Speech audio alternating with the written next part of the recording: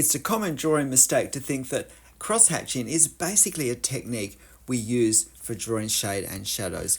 It's so much more than that. And in this demonstration, I want to show how we can use cross-hatching to actually create clarity in what we draw, particularly when we're drawing a fairly complex scene such as this. There are lots of edges, lots of textures, lots of values, and there are lots of subjects that are fairly similar if we think of all of the plants that we have, and particularly all of the foliage that we have here. Now, this is a scene that's still about the architecture. It's this church tower, which really is the main subject.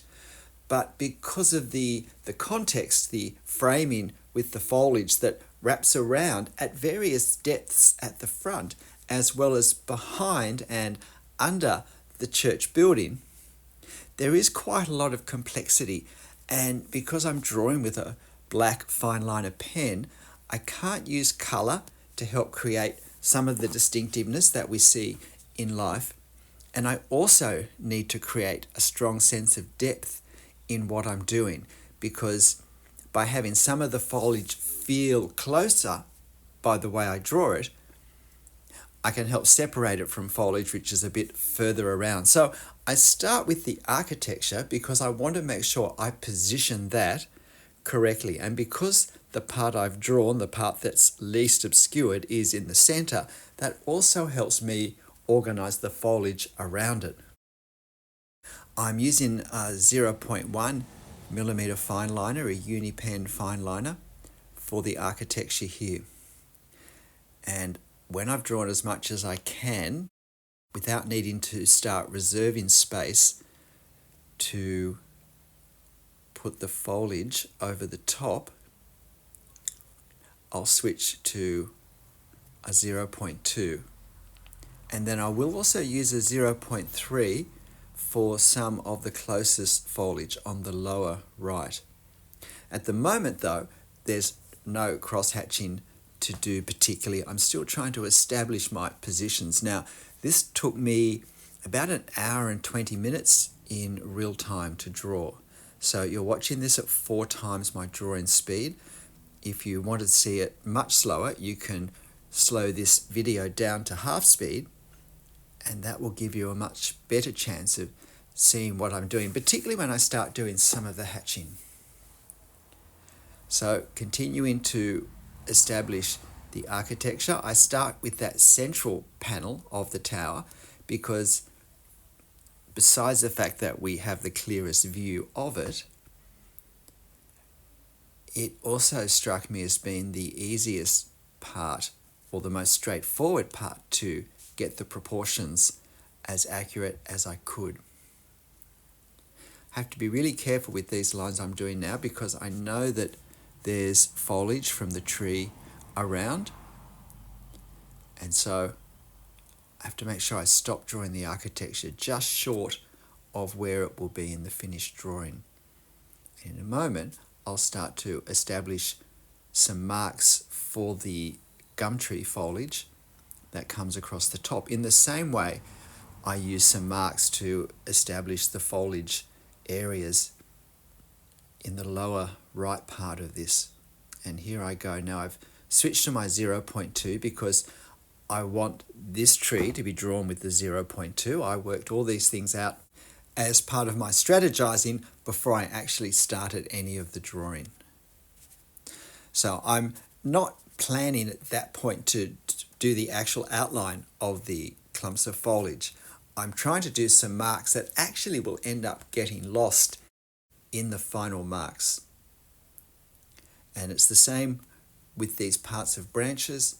I'm really just trying to work out where they're going to go and connect them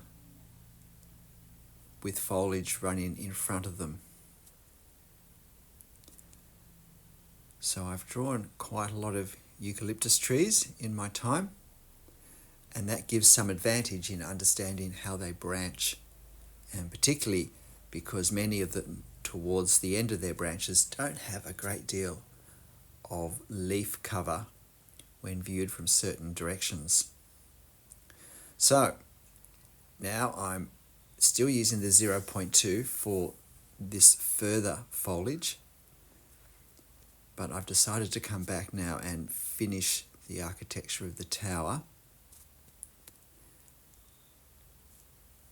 And then I can start thinking about value. So I'm going to use hatching in a moment. I'll start the hatching seriously, and most of the time spent in this drawing was hatching.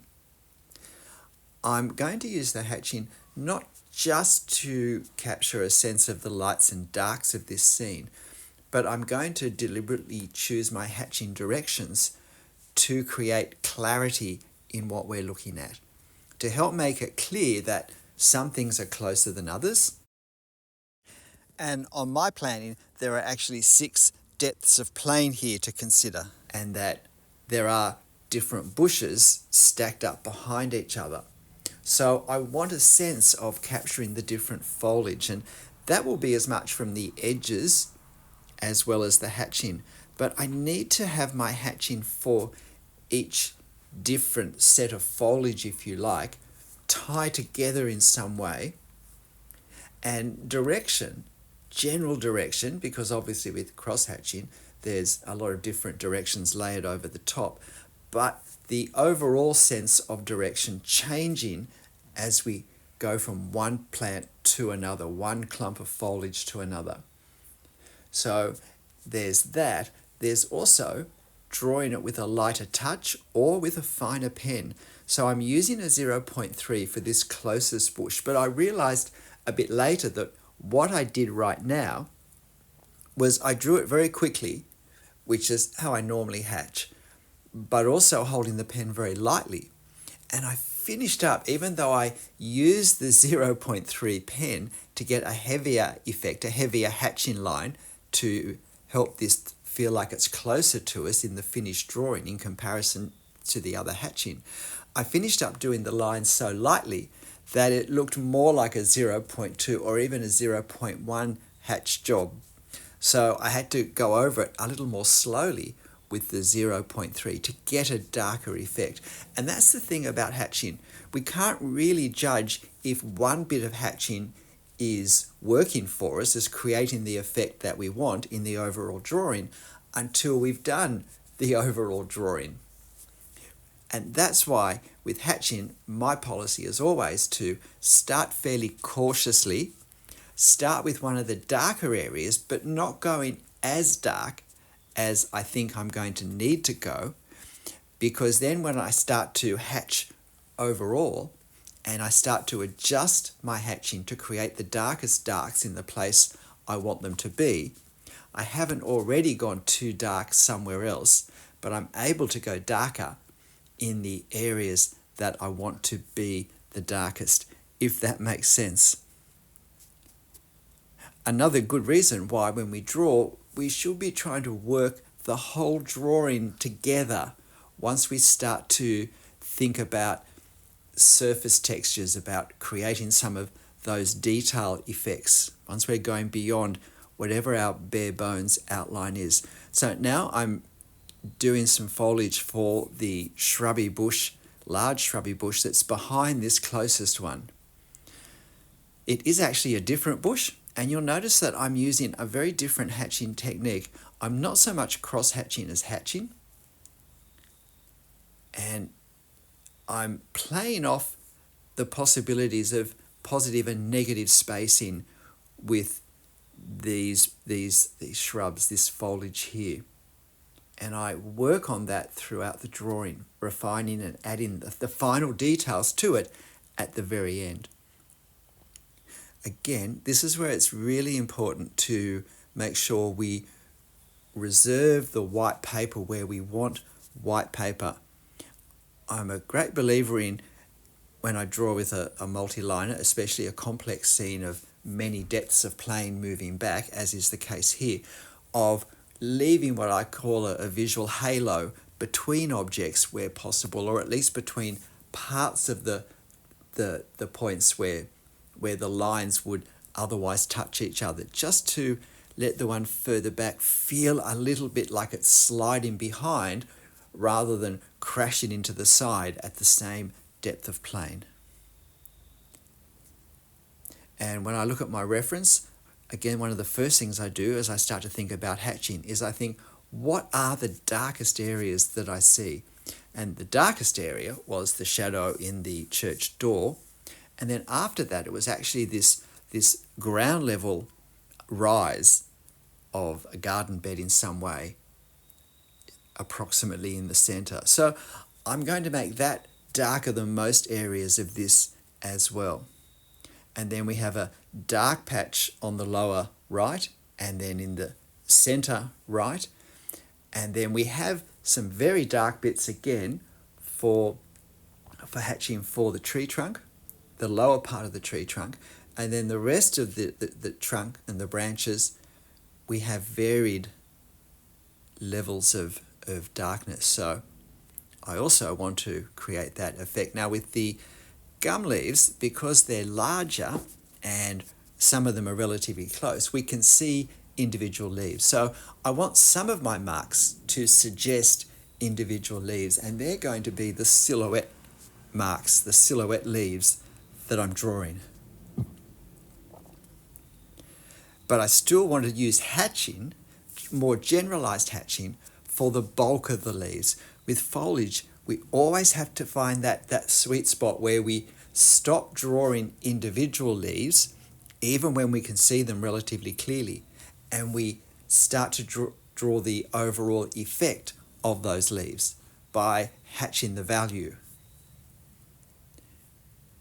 But at this point, I'm also still just trying to work out where they are using my reference, but also now considering the drawing. And if something's not quite accurate, that may mean I need to shift the location of some of the foliage that I'm doing to create the spaces, the white blank parts of paper that I want. So now doing this darker hatching for the branches, because they'll be quite important, that those detail areas for value when I try and evaluate the overall foliage hatching at the end. Now you'll notice we talk about hatching for clarity, that for these branches I've hatched at a perpendicular angle to the outside edges of the branches, and I do that as well for the trunk. And I do this because I think it works very well at suggesting cross sections of the cylindrical shape of the branches or the trunk. And particularly when there's more of a focus on the branches, and if we're closer, I start to curve these horizontal lines in the way the ellipses would be curving from the perspective of that tree. So that also helps to create a sense of perspective, a sense of looking up or looking down, as well as reinforcing the fact that this is a cylindrical object. However, in terms of hatching direction and clarity, it also makes very clear the difference between hatching which is for the branches and hatching which is for the foliage, because the hatching for each of them moves in a different direction. I'm also, for these eucalyptus leaves, hatching with longer lines to create more distinction between the hatching effect overall of this and the shrub on the lower right, where the leaves, even though they're closer to us, much closer to us again than the gum leaves, are still much smaller. And we can see already, I think, that effect is happening. Where the leaves are very small, it's a smoother effect we're going for. So I'm really creating all the foliage by hatching. I have a video on 10 ways I use hatching, and I'm using a number of them in this video. And most particularly for creating the object, I'm not actually drawing outlines of these foliage clumps, these tree canopies. I'm creating them by capturing the foliage and some of the shapes, and certainly the feel of the direction of the way the leaves hang in my hatching. So now we have this pink blossom tree on the far side. I think it's a pink blossom tree. must be a late blossom tree because we're well into autumn here. And I used my 0.05 millimeter pen drawing that. So that's a particularly fine line. And now I've started doing the hatching on the buttresses of the church tower. Now, the sun is on the far side of the church, so all of the church is in shade. There's only one small spot really where sunlight is falling on the church building that we can see here. And so while I could have left it in looking like it was in strong sunshine, that would have messed up visually the shaded and shadowed areas that I've created in the foliage. And part of the, I thought, appeal of the scene was the fact that the tower was backlit, although we could still see it clearly. And I tweaked the photo image to just lighten the value of the shade on the tower. And this trick using the bit of paper, great way to do fast shading, but to get a nice edge. And in case I forget to mention it, have a look towards the end of the drawing when I put a few marks on to suggest the brickwork of the tower, which I think is really important because it, besides the fact it accurately reflects what the tower is made of, it helps gives a sense of scale of the building, which is particularly important when we don't have any people in it. And here I go again. So notice the hatching direction here is I'm following the perspective angles of the building. And I feel that unless there's a good reason to hatch in a different direction for a given building, that's a really effective way of creating a sense of realism, because it strengthens in a way the way all the lines that we can see, such as the courses of bricks, are going. And I deliberately hatch the lower part of the tower more lightly than the more central parts, because the lower part we're competing to see it more with all of the values around it. And while I'm getting close to the end, pay attention to how much refining I do now and making adjustments as I look back and forth from the reference to my drawing. And please hit the like button if you haven't already. And if you'd like to have a go drawing this, you'll find it, of course, on my channel community page. The reference photo, I mean, not my drawing. Now just establishing where these towers are. Particularly look at how lightly I've drawn the detail at the top, because I really want the sense that the church is well behind. So I've drawn less of the tower with more gaps between the lines where they come close to the branches, because I want the tree to really feel much closer than the church. So these are those final adjustments now. And I'm trying to, particularly with the gum tree leaves, get the darkest parts of the foliage established as being dark. Working on the silhouette leaves there, and a bit more work on the upper right. Just clarifying that lower window, and that's pretty much it. As always, at this stage, there are a few more things to do, a few more adjustments. There we go. Have to be always careful of the white border when I do any marks once I've finished taking the tape off. But otherwise, we're pretty well done. What do you think? Hatching does not need to be the problem we feel it is. There is no right way to do it. It's always what will create the effect that I want for my drawing. G'day, I'm Stephen Travers. Hope you found this interesting. This is one of many photos I took recently on a trip to the New South Wales countryside. And there'll be many more where this came from. But why not give this one a go and really explore the possibilities of hatching with it? But in the end, whatever you draw for whatever reason, and whether you hatch or not, make sure you have fun. I'll see you next time. Bye.